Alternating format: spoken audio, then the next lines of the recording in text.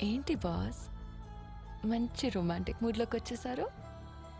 కానీ నేను ఇంకా టెన్షన్లోనే ఉన్నాను. అయితే నీ మూడ్ చేంజ్ చేయడానికి నేను ఒక కథ చెప్తా. అవునా, చెప్పు. ఆకాశమేమో అబ్బాయి అంట ఆ, నాలాగా, హ్మ్, భూమి ఏమో అమ్మాయి అంట నీలాగా. వీళ్ళిద్దరు ఎప్పుడు కలవలేకపోతున్నారని బాధపడుతుంటే అది ఆ దేవుడు చూడలేక ఆ సముద్రాన్ని సృష్టించాడు. దూరం నుంచి చూస్తే ఆకాశం సముద్రం ఎప్పుడు కలిసే ఉంటాయి. అందుకే నిన్ను ఇక్కడ తీసుకొచ్చా. సార్ రొమాంటిక్ కథలు బాగానే చెప్తున్నారు. చెప్పటమే కాదు, ఆ భూమి చుట్టూ ఆకాశం ఎలా చుట్టుకొని ఉంటుందో నేను అలా నేను గట్టిగా చుట్టేసుకుంటా.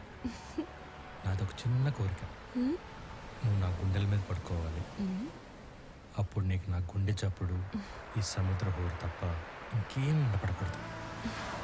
ఈ చల్లని గాలి, నా వెచ్చని శ్వాస తప్ప నేను ఏది తాకూడదు. ఆ చుక్కలు తప్ప మనల్ని ఎవ్వరు చూడకూడదు.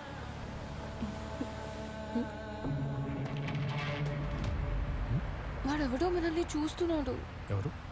హ్మ్. రేయ్, నమస్తే సార్. ఎవడా నువ్వు? అయ్యో ఆగు. భీమా, సార్ సార్ భయపడుతున్నావు? సార్. దొంగతనం చేసావా? సార్ అదేం లేదు సార్. పోలీసులు చూస్తే ఎవరైనా భయపడతారు కదా సార్. ఏంటది? మొక్క సార్. చూపించు. Mother plant. మదర్ ప్లాంటా? ఎక్కడికి తీసుకెళ్తున్నావు? రవీంద్ర వర్మ గారి దగ్గరికి. ఓ, గురుగారి దగ్గరికా? సరేలే. ఇది చాలా రేర్ ప్లాంట్. నీకెక్కడ దొరికింది? ఈ అడవిలో మాత్రం ఈ మొక్క దొరుకుతుందమ్మా. అందుకే అమావాస్య రోజు శలభాల పురుగులు ఎక్కడ వాళ్తాయో వాటి జాడ తెలుసుకొని దీన్ని కనిపెట్టి తీసుకొస్తున్నాను. గురువు గారికి ఔషధం చేసే సమయమైందమ్మా. వెళ్ళొస్తాను. గురుగారు ఎప్పుడు రమ్మని చెప్పారా? అవునమ్మా. సరే రా విద్య. గురుగారు సూర్యాస్తమయం తర్వాత ఎవరిని కలవరే. రా. వెయిట్, నేను ఇప్పుడే వస్తాను. సరిపద నేను వస్తా. ఆహా, నువ్వు ఇక్కడే ఉండు. రుద్ర ఉన్నాడు కదా, నేను ఇప్పుడే వచ్చేస్తాను. అరే చెప్పేది విను, ఎక్కడికి వెళ్తున్నావు నువ్వు? ఇప్పుడే వచ్చేస్తాను, ఉండు. సరే తొందరగా రా. ఆ, ఆ.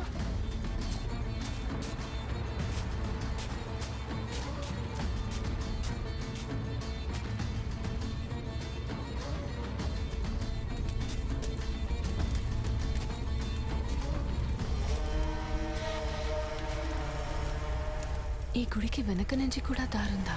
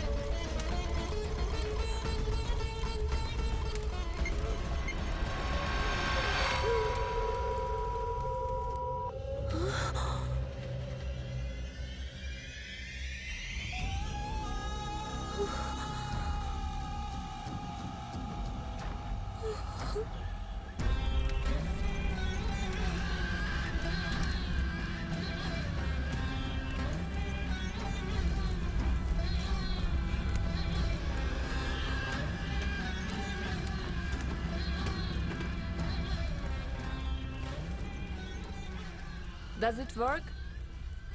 Will he come back to life?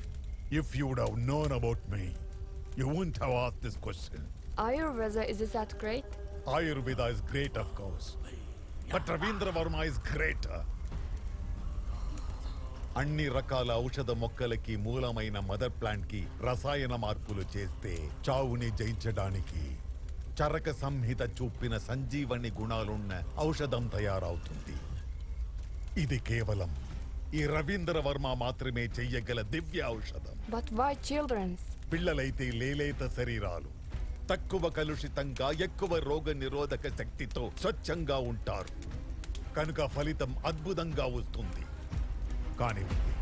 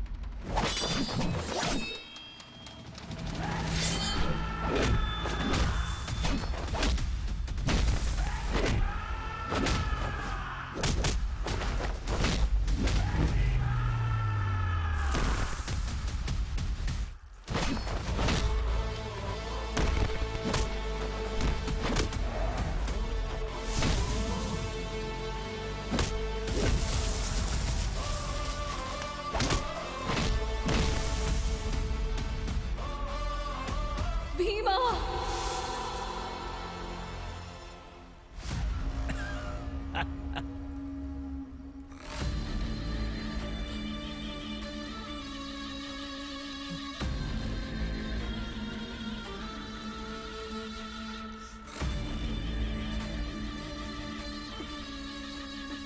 రేయ్, ఒక్క అడుగు ముందుకేసినా దీని చావు భయంకరంగా ఉంటుంది.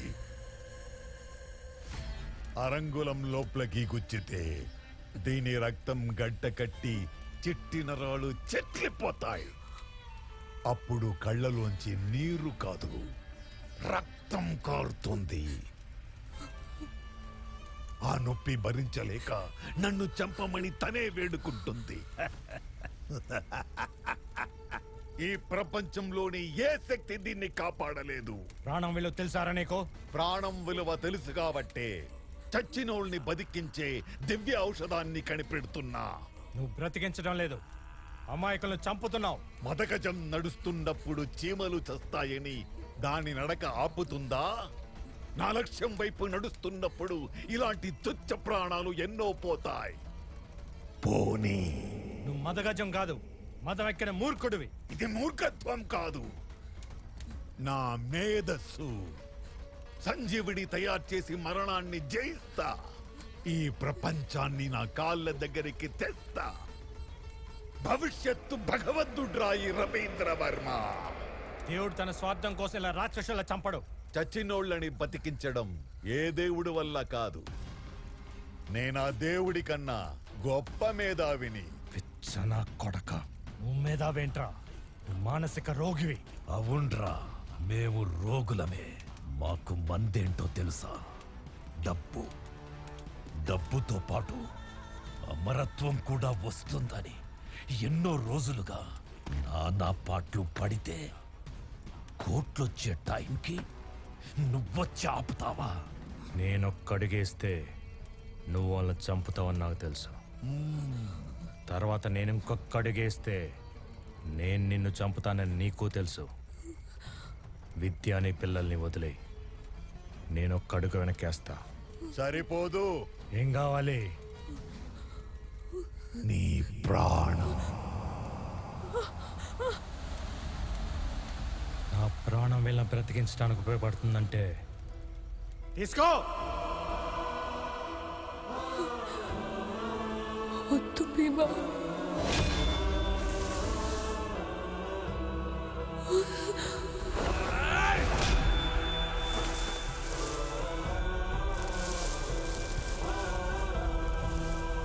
అన్నా,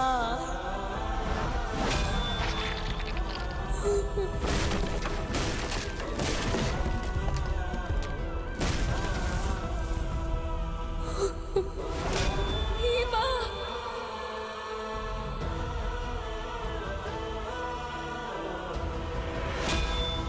వద్దు.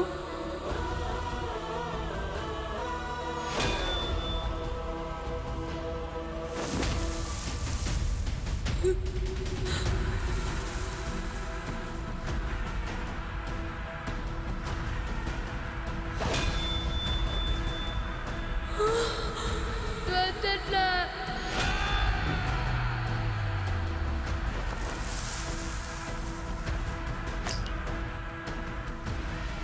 భీమా.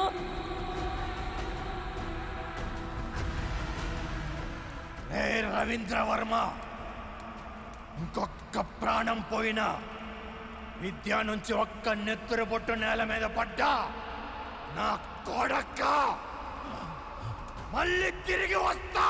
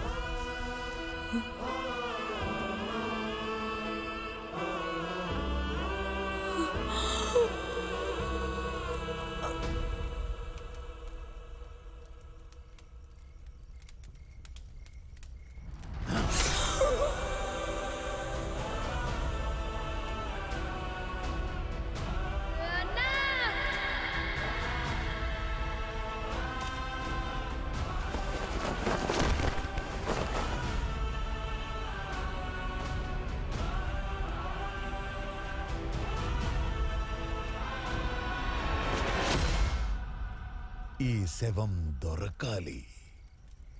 ఎలా? ఇద్దరు యాక్సిడెంట్లో చనిపోయారు. సృష్టించండి.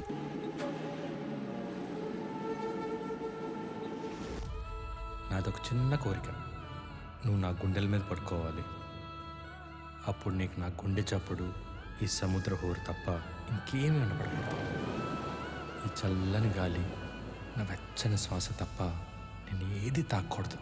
ఆ చుక్కలు తప్ప మనల్ని ఎవ్వరు చూడకూడదు.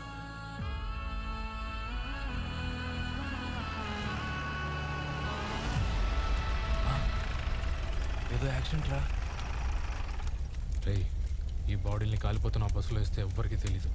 మన పని ఈజీగా అయిపోతుంది.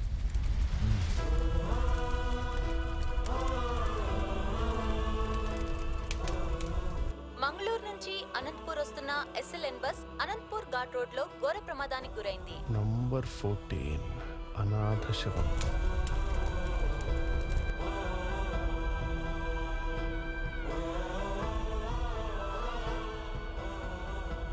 భీమా చనిపోయాడా? రామా, భీమా చనిపోయాడ్రా. మీ అన్నయ్య గొప్పతనం ఆ రోజు తెలుసుకున్నాను.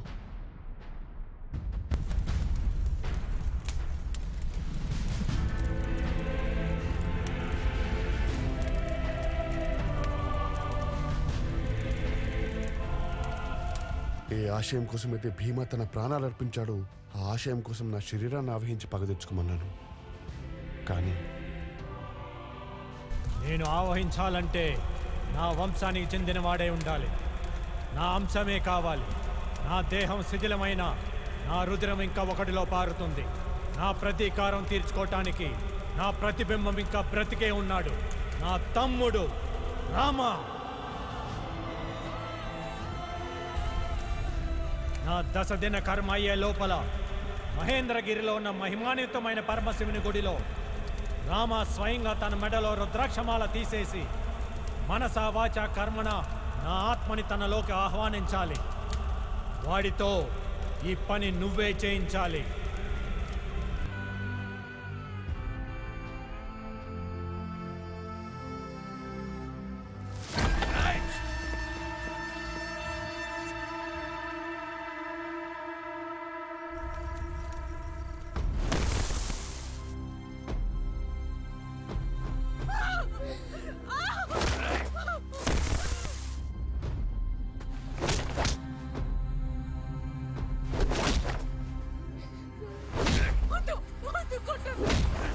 వీడు బతికే ఉన్నాడా?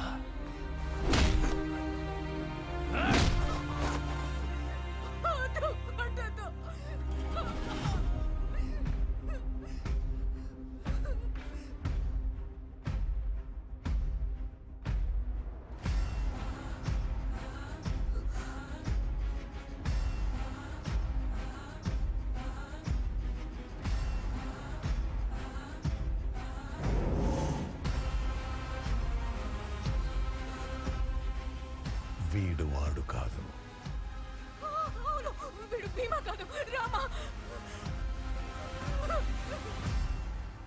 ఇంకా ఎన్ని రోజుల్లో సంజీవిని తయారవుతుంది? అర్భగుడా, సముద్ర మదనంలో కూడా మొదట హాలహాలమే వచ్చింది. మనకు కావాల్సిన అమృతం రావాలంటే సమయం పడుతుంది. ముందు వీళ్ళిద్దరిని చంపి సముద్రంలో పడేయండి. ఎందుకో? ఇప్పటిదాకా పిల్లల మీద ప్రయోగాలు చేశాం, ఇప్పుడు వీళ్ళిద్దరి మీద కూడా చేద్దాం. ఆ తర్వాత పడేయండి సముద్రంలో.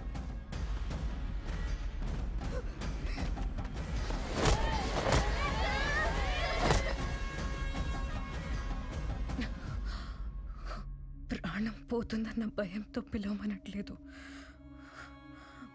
ప్రాణాలు కాపాడాలన్న తాపత్రయంతో పిలవమంటున్నా. ఒక్కసారి ఆ రుద్రాక్షమాల తీసి భీమా అని పిలుపు. నీ పిలుపు కోసం వాడు ఎక్కడో ఉంటాడు. ఇదే మట్టిలో మీ అన్న రక్తం కలిసిందిరా.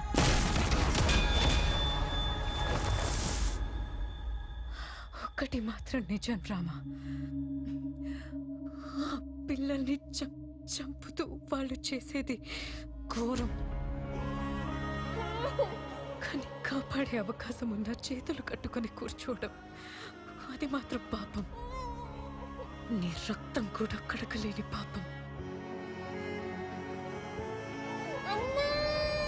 చూడక్కడ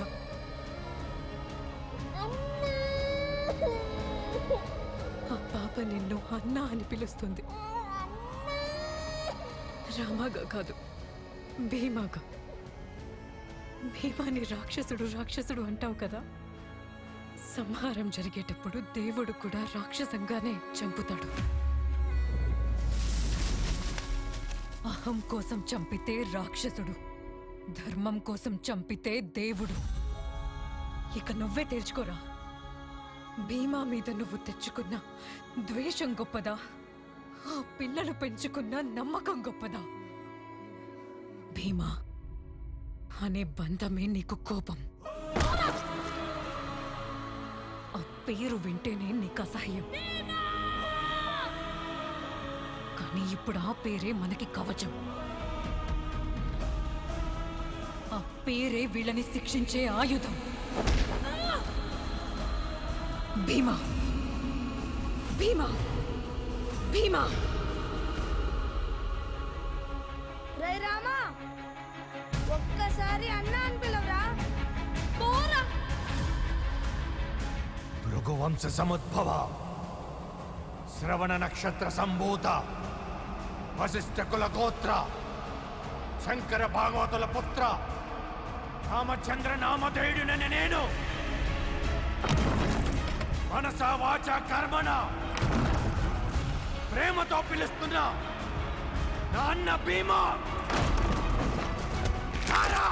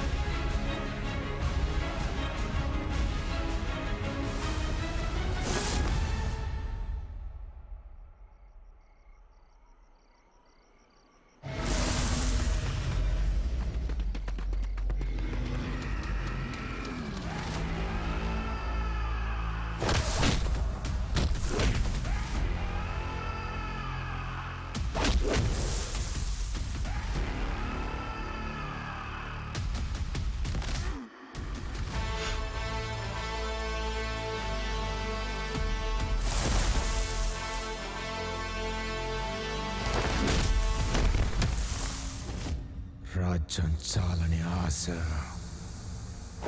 ధర్మం తప్పిన అహం తలెత్తిన ప్రతిసారి కాండ్రించే కండ్రగొడ్డలి పుడుతుంది. నీ నీచత్వం వల్ల నాకొక మంచి జరిగిందిరా. మొదటిసారి నోరు తెరిచి నా తమ్ముడు, నా రాముడు అన్నా అని పిలిచాడు. గుండె నిండిపోయిందిరా. నువ్వు నాకిచ్చిన ఈ సంతోషానికి నేను నీకు సంబరాన్నిస్తా, మరణ సంబరాన్నిస్తా.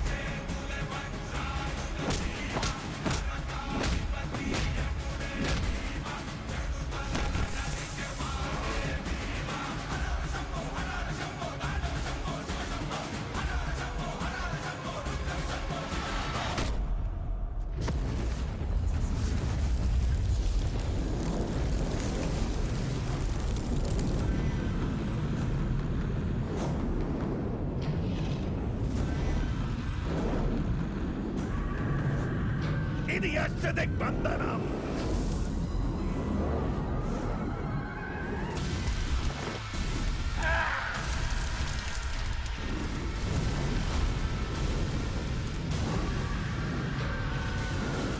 ఇంతమంది అమాయకులైన పిల్లల్ని చంపిన నా కోసం ఎన్ని ప్రేతాత్మలు పగతో కాచుకుని ఉంటాయో నాకు తెలీదా?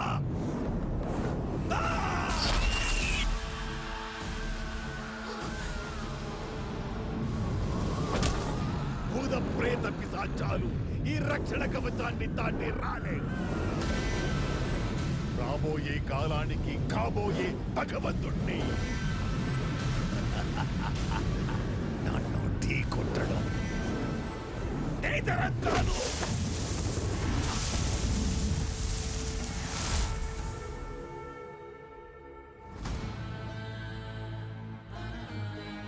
యదా యదా హి ధర్మస్య గ్లానిర్భవతి భారత అభ్యుత్థానమధర్మస్య తదాత్మానాం సృజామ్యహం. భగవంతుడు వస్తాడా? ఏ యుగంలో ఉన్నావురా? గజేంద్ర మోక్షంలో విష్ణు వచ్చినట్టు వస్తాడా? ప్రహ్లాదుడు పిలుపుకి స్తంభం బద్దులు కొట్టుకుని వచ్చిన నారసింహుడిలా వస్తాడా? మార్కండేయుడి కోసం శివుడు వచ్చినట్లు వస్తాడా? రమ్మండ్రా, చూద్దాం ఎలా వస్తాడో. రమ్మండ్రా. ఆ పరమశివుణ్ణి కైలాసంతో సహా పైకెత్తబోయిన రావణాసురుణ్ణి చిటికెలో బంధించిన కార్తవీర్యార్జునుణ్ణి ఖండ ఖండాలుగా నరికిన ఆ పరశురాముడై వస్తాడు.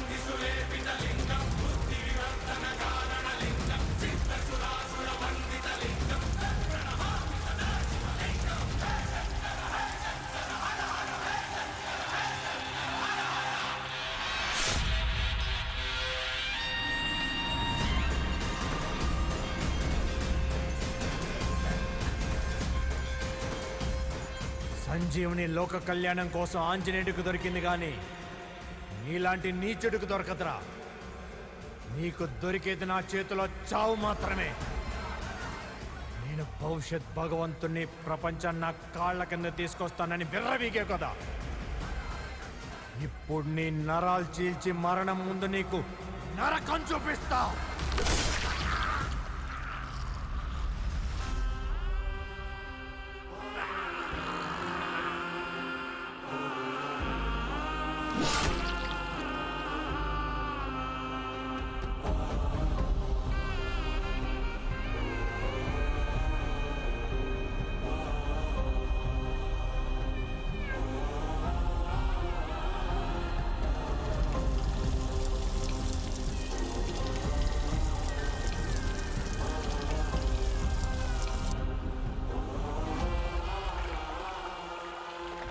ఇద్దరం ఒకే కడుపున పుట్టిన ఒక తాటి మీద ఎప్పుడూ నడవలేదు. నా అజ్ఞానం వల్ల నీ ప్రేమను అపార్థం చేసుకున్నాను. వీలైతే మన్నించు. చిన్నప్పటి నుంచి చేజారిన క్షణాల్ని నీతో మళ్ళీ గడపాలనుంది.